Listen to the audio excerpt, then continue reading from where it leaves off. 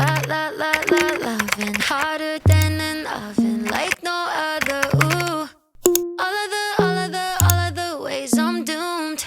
아이한테 필요한 유산균은 락토바실루스랑 비피도박테리움이라는 이 두 가지 종류의 All about you. Electric air, we can't breathe whenever you're with me. Super bloom inside my room like. 오늘은 제가 진짜 각 잡고 만든 출산 준비 리스트를 공유를 해보려고 하는데요. 꼼꼼하게 이거저거 생각하고 정성 들여서 만든 리스트니까 받아가실 때 댓글 한 번씩만 부탁드리고, 혹시라도 몰라서 메모란에 이걸 왜 이렇게 선택했는지 남겨놨어요. 메모도 참고해 가시면서 여러분들만의 출산 준비 리스트를 작성하시는 데 도움이 되셨으면 좋겠습니다. 사실 인터넷에 보면 되게 많은 자료들이 올라와 있어요. 그럼에도 불구하고 따로 이렇게 영상을 준비한 이유는 그 리스트들을 봐도 이게 왜 필요한 건지, 어디다 쓰는 건지, 그래서 뭐가 좋다는 건지 뭐 이런 것들 자세하게는 알기가 어렵거든요. 그렇기도 하고, 만약에 내가 이걸 산다면 조금 더 저렴하게 살 수 있는 방법은 없는지, 진짜 살 게 굉장히 많더라고요. 하나부터 열까지 다 사다 보면은 그런 돈 아껴가지고 저는 나중에 태어날 아기한테 더 해주고 싶은 마음이 컸거든요. 나한테 꼭 필요한 건지, 이게 나한테 맞는 건지, 다른 사람들한테 잘 맞고 다른 아기들한테는 잘 맞는데 정작 저나 우리 아기한테는 잘 안 맞을 수도 있기 때문에 이걸 내가 산다면 얼마나 활용할 수 있을지, 실용적인 부분들까지도 저는 다 고려해서 출산 준비를 하고 싶었어요. 그래서 이거 리스트 작성하는데 한 달 넘게 걸린 것 같아요. 정말 꼼꼼하게 준비를 했어요. 이 아이를 키우고 있는 파워 제이인 엄마들에게 컨펌까지 받은 리스트예요. 자, 그러면 지금부터 제가 만든 리스트 소개해드리도록 하겠습니다. 리스트는 화면 녹화된 화면으로 보여드릴 건데요. 항목들이 나눠져 있어요. 먼저 침구류, 그리고 애기 맘마 관련된 거, 위생이랑 건강과 관련된 거, 의류 관련된 거, 외출과 관련된 거, 마지막으로 아기 방이랑 관련된 거, 이렇게 총 6가지 항목으로 나눠져 있고, 구성을 간단하게 설명을 드리면 준비 상황을 체크할 수 있도록 체크리스트 형태로 만들어졌어요. 그리고 시기를 보시면 출산 전까지는 꼭 준비해야 되는 것들, 출산 후에 준비해도 되는 것들, 조리원에서 준비해도 괜찮은 것들 구분이 되어 있고, 항목이나 내용은 보시면 알 것 같고, 여기 보시면 여기 총액에는 제가 수식을 걸어놨기 때문에 수량이랑 금액만 입력하시면 바로 총액이 계산되는 형태로 제가 구입했던 구입처, 옵션, 이제 비고 값을 적어뒀는데, 여기 보시면 메모라고 보이시죠? 이렇게 메모라고 되어 있는 것들은 왜 이거를 이렇게 준비했는지를 메모해둔 거니까 참고하시면 좋을 것 같고, 가끔가다 여기 핫딜이라고 보이는 게 있어요. 이런 것들은 좀 기다렸다가 핫딜 할 때 사면 좋은 아이템이다 라고 이해하시면 되고, 핫딜이라고 적혀있는 그 리스트의 가격은 뭐 핫딜이어도 무조건 다 싼 게 아니기 때문에 이 정도 금액 정도는 되면 진짜 핫딜가다 라고 생각하시면 될 것 같습니다.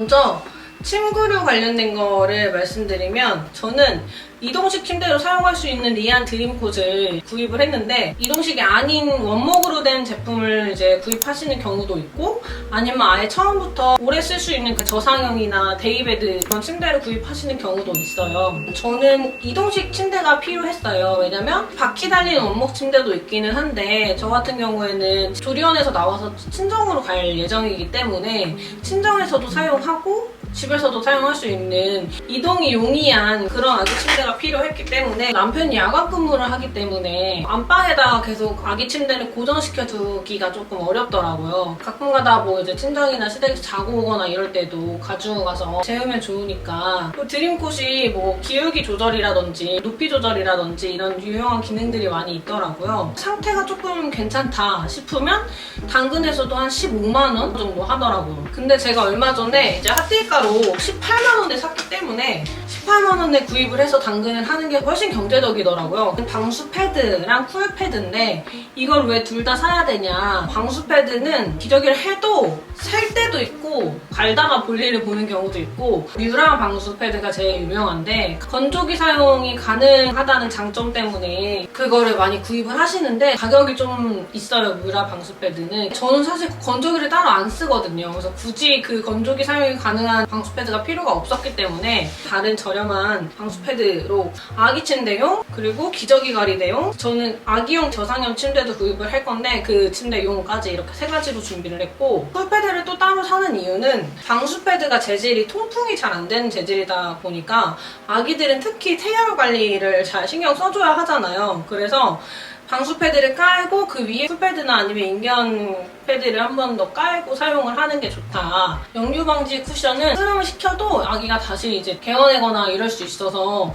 그냥 바닥에 눕혀놓기보다는 조금 이제 경사가 있도록 해서 눕혀주는 게 좋다고 하더라고요. 계속 눕혀두면은 여기 허리에도 안 좋다는 이야기가 있더라고요. 그래서 그런 것까지 다 고려해서 제작이 된 제품으로 제이엔제나 역방프가 제일 리뷰가 좋아서, 역류 방지 쿠션은 당근하면 쿠션이 꺼져 있는 경우가 종종 있다고 해서 새 상품을 사는 거를 추천을 드리고, 토폰치노는 아마 처음 들어보시는 분들도 계실 텐데 몬테소리 교육에서 사용하는 아기 애착담요 같은 거라고 생각을 하시면 되는데, 사실 아기한테 가장 정서적으로 안정이 되는 환경은 엄마 냄새나 엄마 심장 소리나 이런 것들이라고 하더라고요. 이거를 태어나기 한 2-3주 전부터 엄마가 깔고 자면서 엄마의 채취를 묻혀두고 아기에게 정서적인 안정감을 주는 용도로 사용이 되는, 그래서 엄마가 아기를 안고 있지 않아도 다른 사람이 안을 때나 특히 등 센서 이럴 때 토폰치노를 깔고 아기를 안거나 눕혀주면 도움이 많이 된다고 하더라고요. 그리고 저는 아기방에 저상형 침대를 들여놓을 예정인데요. 또 데이베드로 하시는 경우도 있고 저처럼 뭐 저상형 침대를 하시는 경우도 있고,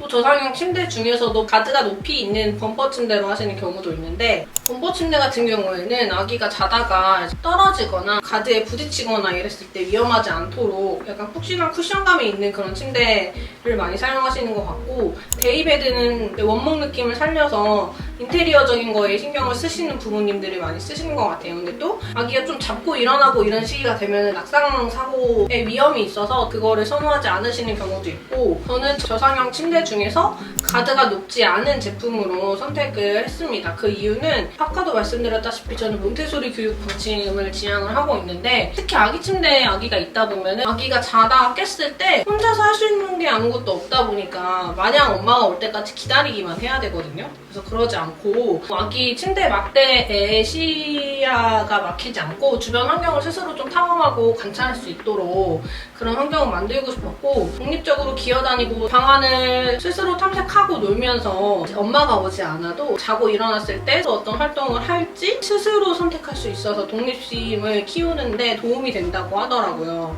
아기들이 쓰는 매트리스는 아기는 척추나 이런 것들이 약하기 때문에 조금 단단한 형태의 매트리스를 사용하는 게 좋다.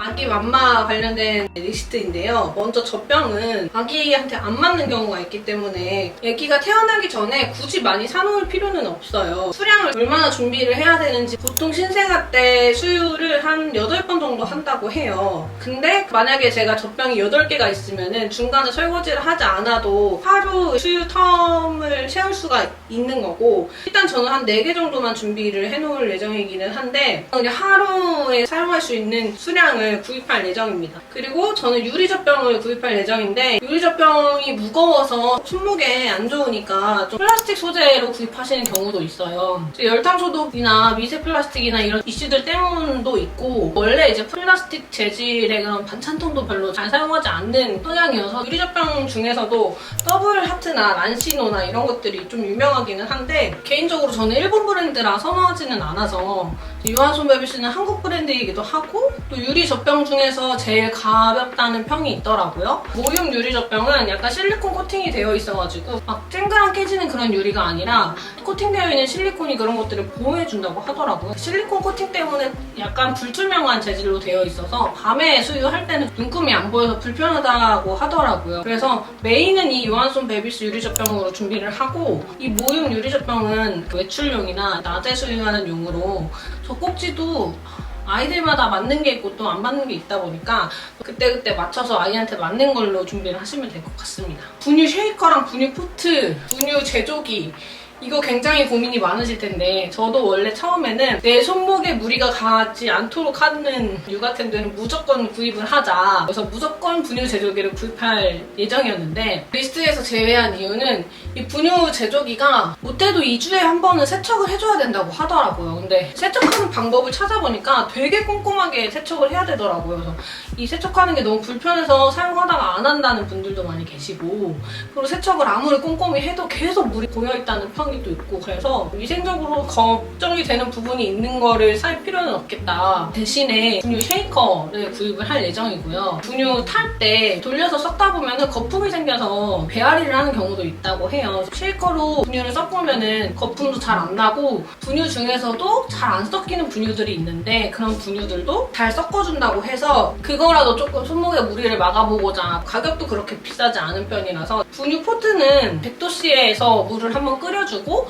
40도 내외의 온도로 물을 유지시켜주는 그런 기능이 있는 아이템이에요. 이것도 사실 물 끓여서 쓰면 되는데, 아니면 정수기 있는데, 저도 집에 정수기가 40도, 60도, 80도 이렇게 온도 조절이 되는 그런 정수기가 있는데, 그래서 그걸 사용하면 되지 않나 했었는데 수돗물에 막 염소 제거나 아니면 소독 성분 때문에 100도씨에서 끓인 다음에 그 다음에 40도까지 식힌 그 물로 분유를 탄다고 하더라고요. 분유 쉐이커를 쓰든 분유 제조기를 쓰든 분유 포트는 있으면 편리할 것 같아서, 주전자 형태가 있고 눌러서 정수기처럼 닿는 자동 출수형이 있어요. 근데 주전자처럼 되어 있는 건 또 손목에 무리가 갈 수 있을 것 같아서 저는 자동 출수형으로 구입을 할 예정이고요. 자동 출수형 중에서 가장 많이 사용하시는 건 릴리브 제품이기는 한데, 폴레드 젖병 소독기를 선물 받을 예정이에요. 같은 톤으로 맞추려고 인테리어를. 기능은 비슷하니까 분유 포트도 폴레드 걸로 구입을 할 예정입니다. 이제 분유도 많이 고민을 하실 텐데 저는 앞타밀 제품으로 구입할 예정이에요. 지난 영상을 보셨으면 아시겠지만 완분을 할 예정이기 때문에 배앓이 걱정이 많이 되더라고요. 그래서 배앓이가 덜한 걸로 유명한 제품들 몇 가지를 추려봤는데, 앞타밀, 노발락, 앱솔루트, 센서티브 이렇게 세 가지였는데, 먼저 노발락은 배앓이 관련해서는 효과가 제일 좋은 것 같기는 한데 유당용량이 적다 보니까 변비가 온다고 하더라고요. 그래서 뭐 유산균 같이 먹이면 된다는 분들도 있고 먹여도 소용없다 뭐 이런 분들도 있어서 이거는 패스를 했고, 센서티브는 사실 저는 이제 모유수를 안 하다 보니까 모유 올리고당도 저한테는 중요한데, 근데 이제 이 센서티브는 이 부분이 조금 애매하고, 이 모유 올리고당으로 유명한 제품은 앱솔루트 명작인데 그건 또 이제 배앓이 관련된 분유랑은 또 다른 거여가지고, 그래서 이런 모유 올리고당이나 비타민 D 영양소 함량이라든지 배앓이 평 이런 것들을 종합적으로 생각해서 앞타밀을 선택을 하게 됐고, 대신에 앞타밀은 독일 내수용으로 직구를 하는 제품이기 때문에 미리미리 사둬야 되는 그런 불편함이 있기는 할 것 같아요. 잘 안 섞인다는 그런 후기가 있긴 하지만 저는 분유 쉐이커를 사용할 예정이라서. 첫 번째는 위생이랑 건강과 관련된 항목이네요. 이 부분이 제일 리스트가 많아요. 아기 건강과 관련된 거다 보니까 더 좀 예민한 그런 부분이기도 하고, 먼저 청기저귀는 기저귀로 사용하는 용도로 이제 구입을 하는 건 아니고, 청기저귀가 워낙에 얇고 소재도 좋다 보니까 아기 목욕탕으로 쓰거나 접어서 아기 베개로 쓰거나 여기저기 유용하게 잘 쓰인다고 하더라고요. 그래서 저는 이제 반부베베 청기저귀 5장을 구입을 했고, 거즈 손수건이랑 엠보 손수건도 필수로 준비를 하는데, 뭐 15장에서 20장, 엠보 손수건 30장 준비해야 된다 뭐 이런 얘기들이 있잖아요. 근데 굳이 그렇게까지 준비는 하지 않아도, 왜냐면 여기저기서 애기 거 구입할 때 딸려오는 경우도 있고 선물도 많이 들어와서. 그리고 여기 보시면 건티슈라고 있어요. 요즘에는 건티슈를 사가지고 밖에 나가서도 쓰고 버리면 되니까 부피도 작아가지고 많이 사용한다고 하더라고요. 반부베베 제품이 좀 비싸긴 한데 그 거즈 손수건은 입 주변을 닦기도 하고 그런 거여가지고 소재를 좀 중요하게 따져서 구입하는 게 좋다고 하더라고요. 엠보 손수건은 굳이 그렇게 비싼 제품은 필요 없다. 거의 닦는용이어가지고. 그리고 세탁세제인데 저는 토르토르 제품으로 준비를 할 예정인데요. 맘가이드라고 영유아랑 임산부를 기준으로 해서 제품 성분을 비교한 그런 사이트가 있어요. 그거를 참고를 했고, 고농축 이 세제들이 대부분이더라고요. 근데 고농축 세제 같은 경우에는 잔여 세제가 비린내가 남을 가능성이 높아서 고농축이 아닌 제품들 중에서 성분 순한 제품으로 고르다 보니까 물 비린내가 난다 뭐 이런 이슈도 있기는 한데 또 그것도 케바케더라고요. 그래서 저는 그것보다 아토피 걸린 후기가 굉장히 좋은 게 많이 있어서 저는 토르토르 제품으로 선택을 했습니다. 이 소독 스프레이는 뭐 당근한 장난감이나 아니면 새로 산 제품이나 이런 것들을 소독을 많이 하시는데 소독 스프레이를 사용하시는 경우도 있고 소독 티슈를 사용하시는 경우도 있어요. 소독 티슈는 제가 성분 괜찮은 제품을 못 찾겠어가지고 스프레이로 결정을 했습니다. 면봉은 귀 이렇게 닦아줄 때나 아니면 코 딱지 같은 거 빼줄 때나 이럴 때 지퍼백은 외출할 때 이렇게 손수건이랑 젖병이랑 이런 거 넣어가지고 다니는 용도로 굳이 아기용으로 구입해서 사용할 필요는 없긴 한데 마침 또 지퍼백이 떨어지기도 했어가지고 겸사겸사 구입을 했고 젖병 세척 세트는 건조대랑 집게랑 이런 세척솔 있는 그 세트 제품을 구입을 했는데 또 저는 조리원 나와서 친정집에 가 있을 거기 때문에 집에 있는 막 소독기랑 이런 거를 다 바리바리 들고 다닐 수 없으니까 그때 사용하려고 그 젖병 세정제도 주의 성분이 전혀 없는 것들 중에서 선택을 했고 블랑 101 제품이 맘가이드 클린 제품이기도 하고 실제로 제 주변 지인분들 중에서 이 제품을 쓰는 분들이 많고 핫딜 자주 뜨는 제품이더라고요. 젖병 소독기는 전 친구한테 선물을 받을 예정인데 유팡도 많이 쓰시더라고요. 비교를 하자면 유팡은 위로 길고 그래서 공간이 조금 좁다 하시는 분들은 유팡을 많이 쓰시는 것 같고 이 폴리드는 옆으로 넓어요. 그러니까 나중에 이유식기 소독할 때도 쓰기가 조금 편하다. 중요한 유산균. 이 유산균은 굉장히 제가 공부를 많이 했어요. 이 유산균이 영양제가 아니라 그냥 보조식품인 거여가지고 필수는 아니라고 하더라고요. 그러다 보니까 하루 권장량이나 이런 것들이 정해져 있는 기준도 없기도 하고 그럼에도 유산균이 아이들 배앓이나 이런 거에 어느 정도 효과는 있다. 중요한 거는 균의 종류인데 아이한테 필요한 유산균은 락토바실루스랑 비피도박테리움이라는 이 두 가지 종류의 유산균이 제일 중요하다고 해요.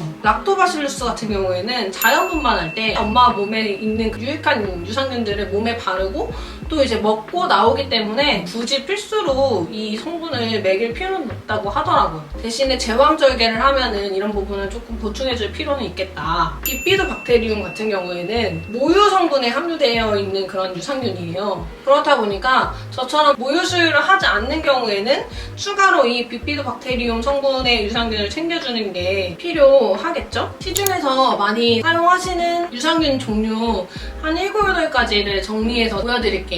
유산균은 액상형이랑 가루형이 있고 액상형은 비타민 D를 포함하는 경우가 대부분이에요. 가루형은 별도 섭취가 필요한 경우가 많은데 이 비타민 D는 분유에 워낙 충분히 함유되어 있는 경우가 많아요. 그래서 그 분유에 함유되어 있는 비타민 D 함유량을 확인하고 비타민 D를 먹이는 게 좋다. 특히 모유 수유를 하는 경우에는 비타민 D를 추가로 챙겨주는 게 좋겠죠. 비타민 D 권장량이 우리나라 보건복지부랑 미국이랑 다른데 우리나라는 아직 200이거든요. 요즘에는 워낙에 햇빛 합성이나 음식 섭취로 비타민 D를 채우는 게 어려운 환경이기 때문에 왜냐면 애들 햇빛 웬만하면 안 쓰게 하려고 막 다 차단시키고 이러잖아요. 그런 것들을 고려해서 미국이 200에서 400으로 권장량을 올렸다고 하더라고요. 제가 준비할 앞타밀 분유에는 하루 양을 먹으면 400 조금 넘게 비타민 D를 섭취할 수가 있더라고요.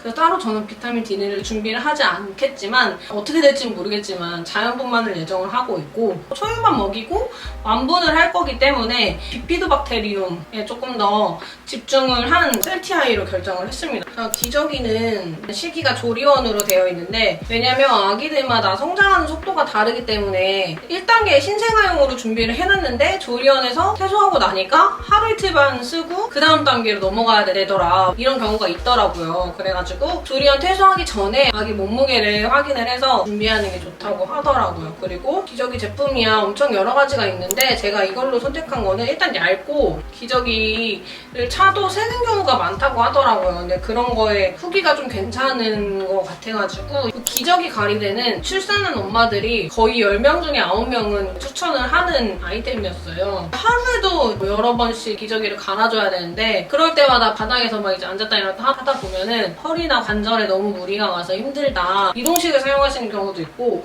고정형을 사용하시는 경우도 있는데 아기 방이나 욕실 옆에 이렇게 이동하면서 사용을 하고 싶어서 이동식으로 결정을 했고, 그리고 당근을 하시는 경우도 많이 있는데 저는 아무래도 기저귀 가리대라서 그런지 아무리 관리를 잘했어도 당근을 하기에는 조금 찝찝한 부분이 있더라고요. 그리고 비데랑 수전은 사실 필수는 아닌데 아까 말씀드린 것처럼 저는 엄마 손목에 좋다는 그런 아이템들을 다 사고 싶거든요. 왜냐면 저는 원체 그 임신 전부터 손목이 좋지 않은 편이어가지고. 이 아기 수전은 클리어잭 제품 많이 사용하시는 것 같은데 데리마스가 필터가 눈으로 보기가 편해가지고 클리어잭 사용하다가 데리마스로 넘어오시는 분들도 많더라고요. 바스 샴푸도 고민을 엄청 많이 했어요. 피부에 바로 닿는 거기도 하고 제가 진짜 어렸을 때 아토피가 심했었거든요. 걱정이 많이 되더라고요. 일단 암가이드 성분 참고는 당연히 했고, 그 중에서 영유아나 임산부 주의 성분이 없는 제품들로 선별을 하고, 그 중에서 향료가 없는 무향 제품으로 선별을 했고, 특히 아토피 피부에는 뽀득뽀득하게 닦이는 게 더 안 좋거든요. 그래서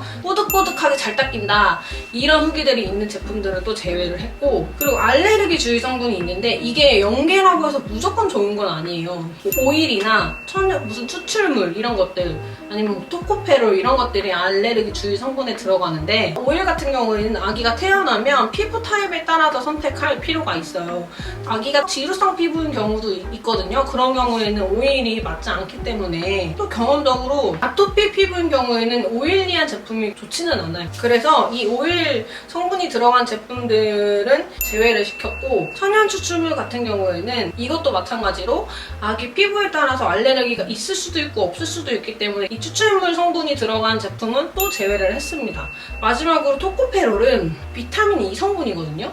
이게 보습이나 뭐 유수분 밸런스 이런 것들이 위해서 사용되는 그런 성분이라서 이런 성분들이 아무것도 없는 제품들보다는 보습력이 더 좋은 경우가 더 많아요. 그래서 다른 유해 성분이 아예 없이 이 토코페롤 성분이 들어가 있다면 저는 괜찮다고 생각을 하기 때문에, 그래서 닥터브로너스 베이비 마일드 퓨어 캐스틸 솜 여러 가지를 다 고려해서 선택을 했지만, 그럼에도 아기가 태어나면 사용해보고 한 번 더 체크를 할 예정입니다. 욕조는 사실 거의 2세트로 많이 쓰더라고요. 저는 부피가 있다 보니까 보관하는 걸 좀 고려해서 접이식으로 좀 살까 했었는데, 아가드나 말랑하니에서 나오는 접을 수 있는 그런 욕조들도 있거든요. 그런 거는 신생아 때는 아기가 앉아있기가 어렵다 보니까 너무 신생아 때는 사용하기가 어렵다고 하더라고요. 신생아 때는 샤워기를 막 쓰는 것도 좀 어렵기 때문에 행군용 욕조를 따로 사용을 하는데, 사실 이거는 그냥 비어있는 다른 대야를 사용하면 되기 때문에 굳이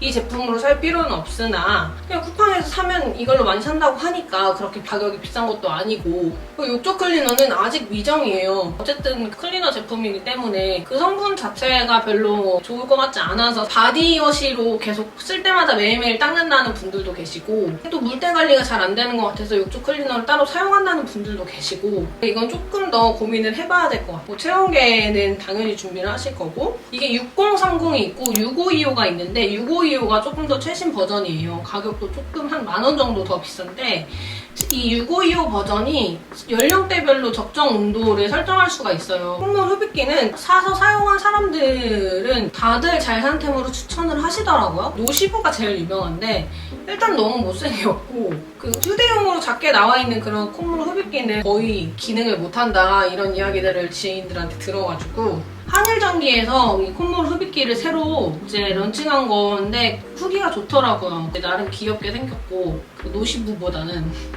구강 티슈는 그 신생아 때 구강 티슈를 사용해야 된다는 파와 안 해도 된다는 파가 있는데, 제가 다니는 치과에서 그 선생님이 사용하라고 하시더라고요. 왜냐면 분유 찌꺼기랑 이런 것들이 남아서 타액이랑 섞이거나 하면서 세균번식이 일단 될 수 있고, 그리고 되도록 빨리 시작해서 아기가 음식을 먹었을 때는 입안을 닦아야 한다는 거를 배울 수 있도록 그런 교육적인 차원에서도 필요하다고. 손수건 사용하시는 경우도 있는데 손수건보다는 멸균된 거즈를 사용하는 게 좋고, 멸균 거즈가 아닌 제품을 사용하는 경우에는 성분을 잘 확인해서 사용을 해야 된다. 근데 이제 구강 티슈들이 시중에 나와 있는 것들이 웬만하면 주의 성분이 없는 멸균 티슈예요. 그리고 하나씩 포장이 되어 있어가지고 핫딜할 때 그냥 저는 마더케이 무광 티슈로 구입할 예정입니다. 그리고 물티슈는 베베숲 제품을 워낙에 많이 사용하시는데 성분이 좋기 순하기도 하고 두께도 여러 가지가 있어가지고 선택하기가 편해서 또 이제 가격적인 측면에서도 계속 사용하는 거다 보니까 너무 비싼 거는 계속 쓸 수가 없잖아요. 태열 세럼은 뿌리마주 거가 독보적으로 후기가 좋더라고요. 저는 선물을 받기는 했는데 한 요만한 거거든요. 이거 하나면 아기가 이제 태열로부터 자유로워질 때까지 사용할 수 있다고 하더라고요. 기저귀 발진 크림은 비판 때는 워낙에 유명해서 아실 거고 수도 크림이 진짜 효과가 직방으로 좋다고 후기가 많이 있더라고요. 침독 크림이랑 이제 위생 건강 관련된 것도 이제 출산해서 하고 나서 조리원에서 나와서 집에 오자마자 바로 사용해야 되는 것들은 출산 전에 미리 준비하는 거를 추천을 드리고 따로 뭐 소독을 해야 되거나 이런 게 아닌 것들은 조리원에서 준비를 해도 충분하다. 요즘에는 워낙에 배송도 빠르고 그렇기 때문에. 그리고 네 번째로 의류. 베네저골이랑 뭐 베네슈트는 뭔지, 바디슈트는 뭔지, 보통 언제까지 사용을 하는지, 어떤 것들이 필요한지 이제 정리를 해뒀고 베네저골이는 태어나서 한 2주 정도 아기 그 뱉고 떨어지기 전까지 사용을 하고 조리원에 있을 때만 사용하거나 나와서도 하루 이틀 뭐 이렇게만 사용하시는 경우도 많다고 해요. 그래서 수량이 많이 필요하지는 않고 보통 산후조리원이랑 병원에서 많이 준다고 하더라고요. 근데 병원에서 주는 거는 세탁이 되어 있지 않은 제품이다 보니까 태어날 때 사용할 세탁된 베네저고리를 하나 구입해서 준비할 예정이고 베네저고리 다음에 베네 가운을 사용하시는 경우가 있어요. 베네 가운은 베네저고리의 밑으로 좀 다리 부분이 쭉 길게 나오는 게 베네 가운이에요. 그래서 겨울에 태어나는 아기들 같은 경우에는 이제 조금 더 따뜻하게 베네 가운을 사용하기도 하는데 아기들은 태열이 워낙에 있다 보니까 계절을 봐서 건너뛰는 경우도 있는데 저도 따로 준비하지 않고 바로 베네스트로 넘어갈 예정이고 속사계도 베네저고리 한 다음에 속사계로 딱 싸놓는 건데 이것도 퇴원용으로 하나랑 병원에서 주는 거 여분으로 하나 이렇게 두 개를 준비할 예정이고 속사계는 아이 오로반사 때문에 사용을 하는 건데 속사계를 너무 불편해해서 조리원에서 나오자마자 사용을 못했다는 경우도 있어요. 그럴 때 이제 속사계 다음으로 사용하는 게 이 스와드럽인데 팔 나비 모양으로 되어 있는 수트 같은 거예요. 이걸로 바로 넘어가는 분들도 계시고 그것도 좀 불편해한다 하면 팔 내려서 여기 배 있는 부분만 쌀 수 있는 스와드 스트랩을 사용하시는 경우도 있어요. 저는 출산 후에 우리 아기의 성향에 따라서 준비를 하려고 비워두었습니다. 겉사계는 속사계 위로 싸는 거거든요. 약간 이불 같은 거라고 생각하시면 돼요. 저는 예정일이 4월이기 때문에 쓸 일이 거의 없을 것 같아요. 그래서 이거는 병원에 주는 걸로 따로 준비하지 않을 예정이고 손싸개는 애기들이 막 움직이다가 손톱으로 얼굴을 긁거나 그래서 상처가 나거나 그러는 경우가 있어서 사용을 하는데 요즘에는 베네저고리에 이렇게 이제 뒤집어서 손을 쌀 수 있는 형태로 많이 나와요. 손싸개도 굳이 많이 준비할 필요가 없을 것 같아서 두 개만. 양말은 보통 손싸개, 발싸개를 이제 세트로 많이 사용하시는데 발싸개는 진짜 발싸개 용도로만 사용할 수가 있다 보니까 발싸개 대신에 양말을 사서 사용하시는 경우도 있더라고요.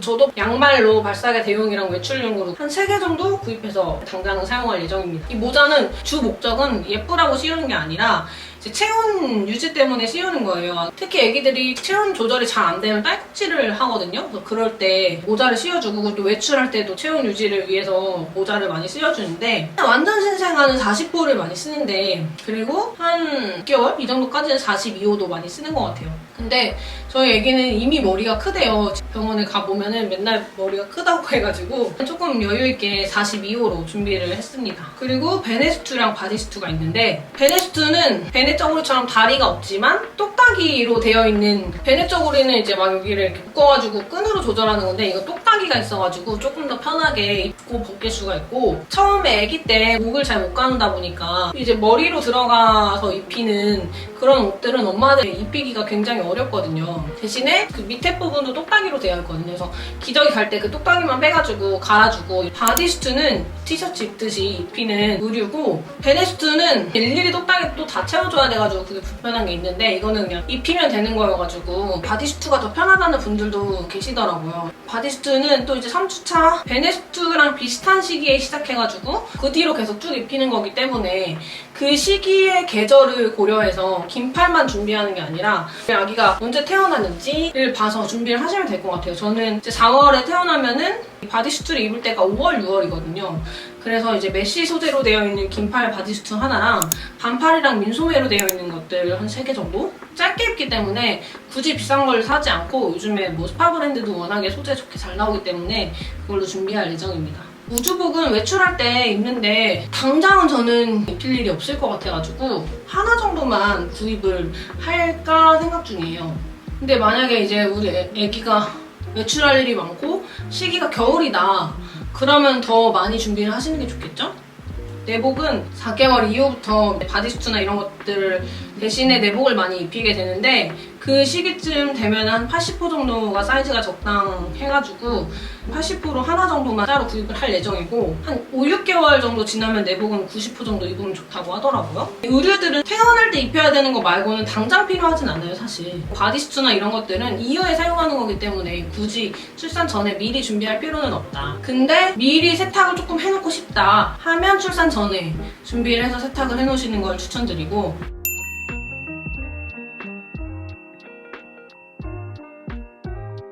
다섯 번째로 외출할 때 필요한 건데 여기가 사실 돈이 제일 많이 들어가더라고요. 완전 미니멀로 준비하는 건 아니지만 좀 필요하다고 생각되는 것들을 중심으로만 준비를 했는데도 이 정도인 거예요. 카시트가 신생아부터라고 되어 있다고 하지만 우리나라 정서상 신생아부터 그 회전형 카시트를 사용하지는 않고 아기를 눕힐 수 있는 바구니 형태의 카시트를 신생아 때는 사용을 하거든요. 근데 이 바구니 카시트는 처음에 병원에서 퇴원해서 조리원 갈 때, 조리원에서 퇴원해서 집에 올 때, 한 번 더 가자면 한 달 정도쯤 됐을 때 병원 갈 때 이렇게 정도만 사용하고 거의 사용을 안 하기 때문에 당근으로 상태 좋은 제품을 사가지고 짧게 쓰고 이제 재당근을 하시거나 나눔을 하시는 걸 저는 추천을 드리고 그 다음 단계에 사용해야 하는 카시트를 조금 좋은 걸로 구입하시는 거를 추천드립니다. 그래서 이 카시트는 출산 전까지 디럭스 유모차도 사야 되나 말아야 되나 고민을 많이 하시는 것 같은데 저는 일단 당근으로 구입을 했습니다. 이 디럭스 유모차는 길어야 돌까지 돌 전에 이미 졸업을 하는데 돌까지 1년 365일 아기를 데리고 계속 나가지 않잖아요. 그래서 실제 사용하는 횟수는 그렇게 많지 않은데 100만 원이 훌쩍 넘어가다 보니까 그 잠깐 쓰자고 그렇게 돈을 쓰기에는 저는 조금 낭비라는 생각이 들더라고요. 짧게 쓰는 제품이라서 당근에 나와 있는 제품들도 이미 짧게 사용하고 상태가 좋은 제품들이 많이 있어요. 그래서 디럭스는 당근을 하고 그 이후에 절충형이나 뭐 휴대용이나 이런 것들을 좋은 제품으로 새로 사는 거를 추천을 드립니다. 유모차는 사실 지금 제가 부가구로 적어두기는 했는데 나중에 어차피 이때는 아기가 있는 상태이기 때문에 아기 데려가서 눕혀보고 아기가 좋아하는지 편해하는지 나한테 잘 맞는지 이런 것들을 고려해가지고 구입하시면 될 것 같아요. 그리고 아기띠, 신생아용 아기띠를 구입할 예정인데 이것도 마찬가지로 사용하는 시기가 굉장히 짧기 때문에 당근을 할 예정이고 신생아 시기 때는 워낙에 열도 많고 봄, 여름이기 때문에 저는 메쉬 소재로 사용할 예정입니다. 그리고 나서 한 3, 4개월 이후에 아기가 조금 무거워지면 뭐 힙시트가 있는 거라든지 아니면 다른 제품으로 넘어갈 예정이에요.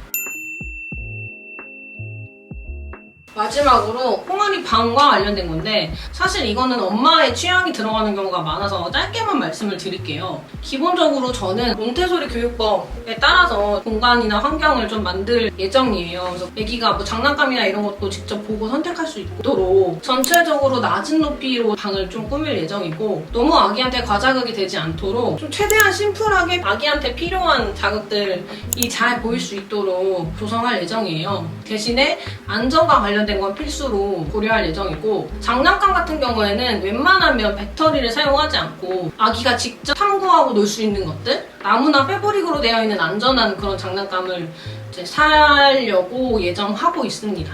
그래서 이 서랍장이랑 책장이 아직도 결정을 못했는데 일단 낮은 높이이고 아기가 직접 선택할 수 있도록 진열을 하되 그 진열되어 있는 것들 외에는 보이지 않게 숨겨둘 수 있도록 하는 서랍장이 일단 필요하고 책장도 마찬가지로 아기가 읽고 싶은 책을 선택할 수 있도록 전면 책장을 사용하되 너무 많은 책을 진열해두지 않을 거라서 나머지 책들은 정리해둘 수 있는 공간이 있는 책장으로 구입을 할 예정이고요. 그리고 여기 거울이 있는데 이 신생아 때 이제 낮은 위치에 벽 쪽에다가 거울을 설치를 해두고 터미타임 할 때나 이럴 때 아기가 자기 몸이나 몸의 움직임을 관찰할 수 있게 하면 굉장히 좋다고 하더라고요. 아기 체육관에 지금 제일 어떤 걸로 할지 고민인 게 다양한 자극을 줄 수는 있대 너무 알록달록하지 않았으면 좋겠는 거예요. 너무 과자극이 되니까. 그래서 지금 이것도 고민을 하고 있습니다. 놀이 매트는 제가 저상형 침대를 줄 거기 때문에 혹시라도 아이가 낙상할 수